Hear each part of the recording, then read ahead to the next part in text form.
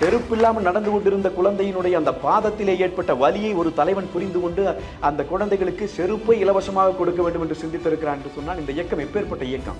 இந்த இயக்கம் அழியாது என்று பல பேர் சொல்லுகிறார்கள். அதற்கு அவர்கள் பல காரணம் சொல்லுகிறார்கள். ஆனால் நான் சொல்லுகிறேன், இந்த இயக்கம் செய்த பணிகளால் இந்த இயக்கம் அழியாமல் என்றைக்கும் நிலைக்கிறது. மனித குலத்தினுடைய இளைய பிரதிநிதிகளாக இருக்கிற குழந்தைகள் பசியற்றவர்களாக இருக்க வேண்டும். பட்டினி என்றால் என்னவென்று தெரியாத ஒரு தலைமுறை உருவாக்கப்பட வேண்டும் என்பதற்கான முயற்சியை இந்தியாவில் தமிழ்நாட்டில் முதலாக பெரிய அளவிலே எடுத்த திட்டம் என்பதால் தான் அந்த திட்டம் சரித்திர சாதனையிலே இன்றைக்கும் நிற்கிற திட்டமாக இருக்கிற சத்துணவு திட்டம். அப்ப அதை முதல்ல அண்ணா திராவிட முன்னேற்றக் கழகம் கொண்டு வருது. இது யாருக்கு தெரியும்? யாரால் இதை கொண்டு வர முடியும்? யாரால் இதை சிந்திக்க முடியும்? மதியம் அவனுக்கு உணவு கொடுக்க வேண்டும். அந்த குழந்தைக்கு உணவு கொடுத்தால் அவன் பள்ளிக்கூடம் வருவான் என்பது ஒன்று, அவன் வறுமை தீரும் என்பது ஒன்று. எவன் ஒருவன் பசித்திருந்தானோ, எவன் ஒருவன் பசியின் கொடுமை உணர்ந்திருந்தானோ, எவன் ஒருவன் பட்டினி கிடந்தானோ, ஈன்றாள் பசி காண்பாளாயினும் என்று வள்ளுவன் சொன்ன அந்த கொடுந்துயரத்தை எல்லாம் எவன் ஒருவன் அனுபவித்தானோ அவருக்குத்தான் தெரியும். புரட்சி தலைவர் எம்ஜிஆருக்கு தெரிந்தது. எனவே சத்துணவு திட்டத்தை கொண்டு வந்தார். அந்த திட்டம் இன்றைக்கும் நிற்கிறது வரலாற்றில். அப்ப முதல்ல என்ன? மனிதனினுடைய பசி தீர்க்கிற திட்டம் புரட்சி தலைவர் கொண்டு வருகிறார். புரட்சி தலைவி அம்மா அவர்களினுடைய காலத்திலே அது வேறு வகைகளிலே எல்லா மக்களுக்குமானதாக விரிவுபடுத்தப்பட்டு தமிழ்நாடு தான் முதல்ல அரிசியை மக்களுக்கு இலவசமாக பட்டினி வந்துடக்கூடாதுங்கிறது தான், வேற ஒன்றுமே இல்லை. இதில் பசி பட்டினியில் மக்கள் செத்துறக்கூடாது. எனக்கு முன்னாடி அண்ணன் பரமசிவம் அவர்கள் அழகாக கேட்டார், மாற்றம் வேண்டும் என்று சொல்லுகிறவர்கள் நானெல்லாம் ஓடியவன். என்ன குறைபாடு என்று பார்த்தால், இத்தனையும் செய்த நீங்கள் இதையெல்லாம் எங்களுக்கு சொல்லி இருக்க வேண்டும் இல்லையா? எல்லாரும் படித்து தெளிந்து விட்டுத்தான் வந்து அரசியல் செய்வான் என்று நீங்கள் எதிர்பார்ப்பது பிழை அல்லவா? நான் ஐயா பழகருப்பையா போன்றவர்களை எல்லாம் இன்றைக்கும் படி நாங்கள் அவரை தொழுவதற்கு காரணம், இந்த செய்திகளை சொல்லுவதற்கு இன்னும் சில மனிதர்கள் இந்த மண்ணிலே இருந்து இளைஞர்களுக்கு வழி நடத்துகிறார்களே. அவர்கள் சொல்லுகிற போது அவர் சொல்லவில்லை என்றால் ராஜாஜியும் காந்தியும் என் போன்ற இளைஞர் ஒருத்தருக்கும் தெரிஞ்சிருக்காது. நாங்களும் என்னமோ நினைச்சிட்டு போயிருந்திருப்போம். அப்ப அண்ணா திராவிட முன்னேற்ற கழகம் அந்த மாதிரி ஒரு நிலை எடுத்தது. அம்மா அவர்களினுடைய காலத்திலே அரிசி மக்களிடம் கொண்டு போய் சேர்க்கப்பட்டது. உணவு பஞ்சம் என்பது இல்லை என்கிற நிலை தமிழ்நாடு அடைந்தது.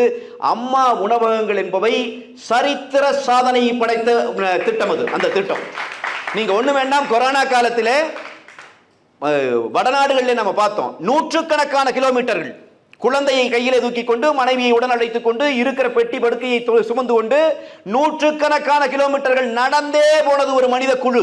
உலகத்திலே இவ்வளவு பெரிய எவ்வளவோ பயணங்களை மனித குழுக்கள் பயணித்ததை பற்றி படித்திருக்கிறோம். கொரோனா காலத்திலே, இந்த நவீன காலத்திலே பார்த்தோம். வாகனம் இல்லை, எதுவும் இல்லை, கையிலே காசு இல்லை, உணவில்லை. பயணிக்கிற கயரத்திலே செத்து விழுந்தவன் ஆயிரக்கணக்கான பேர். ஆனால் நான் பெருமையோடு சொல்லுகிறேன், 31 ஆண்டுகள் இந்த மண்ணை ஆண்ட இயக்கம் அண்ணா திராவிட முன்னேற்ற கழகம். இந்த இயக்கம் இந்த மண்ணை ஆண்ட காரணத்தால் கொரோனாவில் பட்டினி சாவென்று ஒருவன் கூட இந்த மண்ணிலே இல்லை என்கிற சாதனை நாம் பண்ண. அப்ப அனைவருக்கும் எல்லாம் கிடைக்க வேண்டும் என்றால் முதலில் பசி தீர்க்கப்பட வேண்டும். அம்மா உணவகங்கள் இங்கே கொண்டு வரப்பட்டது. எல்லா மக்களுக்குமானதாக இருந்தது. இன்றைக்கு கூட இந்த சென்னையிலே வந்து உயர்ந்த இடத்தை பெற்றிருக்கிறவர்கள், திரைத்துறையிலே இருக்கிற இயக்குநர்கள், அவர்கள் எல்லாம் பேசுகிற போது சொல்லுகிறார்கள், அம்மா உணவகம் தான் காப்பாற்று சென்னைக்கு. இப்போ அதிமுக எடுத்த முயற்சி, அந்த முயற்சி இது முதல்ல உணவு பற்றாக்குறை என்பது இல்லாமல் பண்ணணுங்கிறதுக்காக பண்ணப்பட்டது. அடுத்து கல்வி. ஒரு மனிதனுக்கு எதெல்லாம் இலவசமாக கிடைக்கணும்? உணவு கிடைக்கணும், கல்வி கிடைக்கணும், மருத்துவம் கிடைக்கணும். இந்த மூணும் ஒரு மனிதனுக்கு அடிப்படை உரிமை, பிறப்புரிமை. இந்த மூன்றையும் உறுதிப்படுத்த வேண்டியது அரசாங்கத்தின் வேலை. கல்வி, எனக்கு முன்னாடி ஐயா அவ்வளவு அழகா குறிப்பிட்டு சொன்னாங்க. புரட்சி தலைவர் அவர்களினுடைய காலத்திலே தான் நீங்க ஐயா காமராஜர் அவர்கள் 9 ஆண்டு காலம் ஆட்சி நடத்திய போது 14,000 பள்ளிக்கூடங்களை கட்டி எழுப்பினார் என்கிற செய்தி நம்ம எல்லாம் இன்றைக்கும் பயங்கர ஆச்சரியப்பட வைக்கிறது. அவருடைய ஆட்சி காலம் உண்மையிலேயே தமிழ்நாட்டின் கல்வி வரலாற்றில் ஒரு பொற்காலம். தமிழ்நாட்டிலே இந்த நவீன காலத்தில் கல்வியின் தந்தை என்று பட்டம் கொடுக்க வேண்டும் என்றால் ஐயா காமராஜர் அவர்களுக்கு தாராளமாக கொடுக்கலாம். அதே போல தொழில்நுட்ப கல்வியினுடைய தந்தை என்று ஒருவருக்கு பட்டம் கொடுக்க வேண்டும் என்றால் புரட்சி தலைவருக்கு மட்டும்தான் கொடுக்க முடியும். அதுதான் தொடக்க புள்ளி. அண்ணன் பரமசிவம் அவர்கள் அழகாக சுட்டிக்காட்டி அந்த புள்ளியை பேசினார். நான் உனக்கு அனுமதி தருகிறேன், நீ தனியார் பொறியியல் கல்லூரி கட்டிக்கோ, இன்ஜினியரிங் காலேஜ் கட்டிக்கோ. இப்பவும் பல பேர் விமர்சனம் வைக்கிறாங்க, எம்ஜிஆர் காலத்துல தான் பிரைவேட்டைஸ் ஆயிடுச்சு கல்விங்கிறான். அது புரியாமல் பேசுகிற பேச்சு. அன்றைக்கு மிக மிக குறைவாக அரசினுடைய பட்ஜெட் இருந்த காலத்திலே தனியாரை கல்வி மையங்கள் தொடங்க சொல்லி என்ஜினியரிங் காலேஜ் கட்டு, 50% மாணவர்கள் 100 சீட் இருக்கா 50 சீட்டு அவர்கள் பணம் கட்டி படித்துக் கொள்ளட்டும், நீ வருமானம் வச்சுக்க. 50 சீட்டை அரசாங்கத்திடம் கொடுத்து விட வேண்டும். அரசாங்கம் மதிப்பெண் அடிப்படையிலே மாணவர்களுக்கு அதை கொடுக்கும். அவர்களுக்கு கொடுக்கப்படுகிற கல்வியிலே நீ பணம் பண்ண முடியாது. இப்படி ஒரு திட்டத்தை எனக்கு தெரிந்து உலக அளவில் வேறு எவனும் கொண்டு வந்ததே இல்லை. மிகப்பெரிய தொலைநோக்கு சிந்தனை. அப்ப கல்வி அங்கே வருகிறது. அம்மா அவர்களினுடைய காலத்திலே, அண்ணன் எடப்பாடியார் அவர்களின் காலத்தில் இந்த 7.5 விழுக்காடு எப்படி மிகப்பெரிய ஒரு புரட்சியை செய்ததோ அதுபோல புரட்சி தலைவி அம்மா அவர்களின் காலத்திலே தான் இந்த 12ஆம் வகுப்புல வந்து மேத்ஸ் மட்டும் இருக்கிற குரூப் இருக்கும், ஒகேஷனல் குரூப்னு சொல்லுவோம். அந்த மாணவர்களுக்கு 25 விழுக்காடு ஒதுக்கீடு கொடுத்து இன்ஜினியரிங் காலேஜுக்குள்ள போனாங்க. நான் சொல்லுகிறேன், இன்றைக்கு ஆயிரக்கணக்கான லட்சக்கணக்கான மாணவர்கள் இன்றைக்கு பல நாடுகளிலே பணிபுரிந்து கொண்டிருக்கிறார்கள். அதிலே அந்த 25 விழுக்காடிலே பயன்பெற்றவர்கள். என்ன காரணம்? எல்லாருக்கும் எல்லாமும் போய் சேரணும், கல்வி பரவலாக்கப்பட வேண்டும். நீங்க அண்ணா அழகா சொன்னாங்க அந்த செய்தி. புரட்சி தலைவர் காலத்தில் தான் இங்கே படிக்கிற குழந்தைகள் காலையில செருப்பு போட்டு பார்த்த தலைவனுங்க அந்த தலைவன்.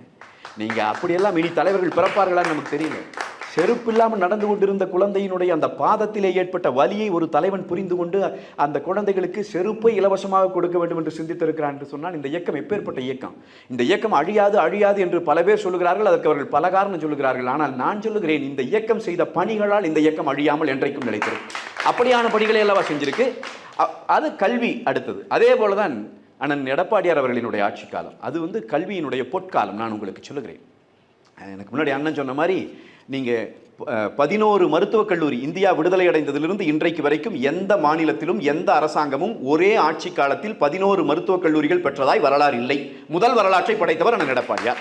11 மருத்துவக் கல்லூரிகள் வருகிறது. 7.5 விழுக்காடு உள்ளிட ஒதுக்கீடு என்று கொண்டு வந்து அந்த மாணவர்களுக்கான கல்வி செலவையும் ஏற்றுக்கொள்வோம் என்று சொல்லி நான் சொல்லுகிறேன், நீட் தேர்வு வருவதற்கு முன்னால் அரசு பள்ளிக்கூடத்திலே இருந்து மருத்துவக் கல்லூரிக்குள்ளே போய்கொண்டிருந்த மாணவர்களை விட பல மடங்கு அதிகமான எண்ணிக்கையில் நீட் தேர்வு வந்த பிறகு இன்றைக்கு மாணவர்கள் உள்ளே போகிறார்கள், அரசு மருத்துவக் கல்லூரிக்குள்ளே போகிறார்கள் என்று சொன்னால் அது ஒரு சரித்திர சாதனை.